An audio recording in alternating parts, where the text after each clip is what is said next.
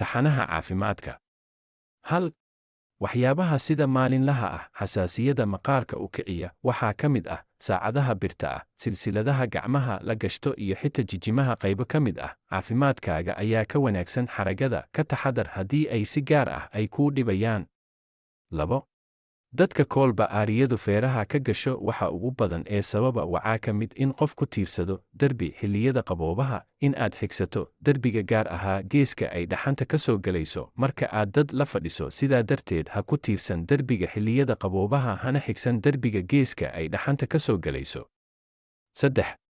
cudurrada neef-mareenka iyo xasaasiyadda ku dhacda carruurta waxa ugu badan ee keena waxaa ka mid ah in qolka oo la carfiyey horay laga seexiyo carruura. xitaa dadka waaweyn ayay dhibta caraftaas iskaba daa carruur difaaca jirkoodu yar yahay. Seexi carruurta qolka 2 saac kadib carfinta.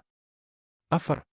waxyaabaha hingada sababta u ah waxaa ka mid ah cabista shaah sanjabiilka laga badiyey, cunista cunto aad u kulul iyo basbaaska qayb ka mid ah, cunista cunto diiran, shaah loo qiyaasay sanjabiilka iyo inaad basbaaska yarayso ayaad kaga fiicnaan karta hingada soo laalaabata. 5.